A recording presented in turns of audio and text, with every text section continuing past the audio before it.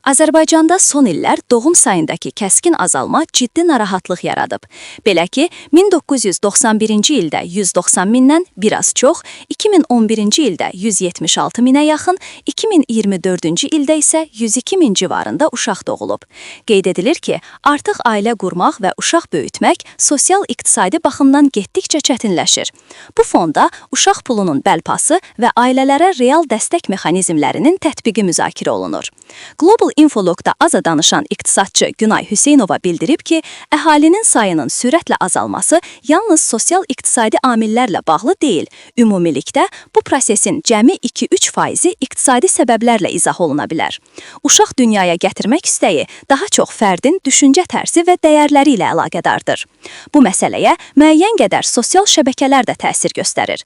İnsanlar orada az uşaqlı ailələrin rahat həyatını, istirahətlərini, səyahətlərini görür və bu, onların seçimlərinə psixoloji təsir edir.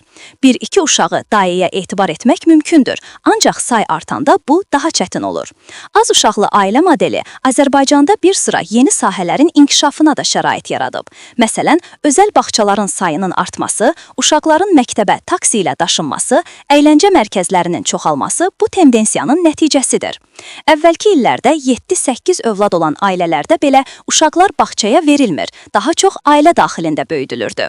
İqtisadçı deyib ki, uşaq sayını sırf iqtisadi vəziyyətlə əlaqələndirmək düzgün deyil. Həmçinin bu məsələnin uşaq pulu ilə birbaşa əlaqəsi olduğunu demək doğru olmaz. Hazırda çoxuşaqlı ailələrə dövlət sosial yardım göstərir.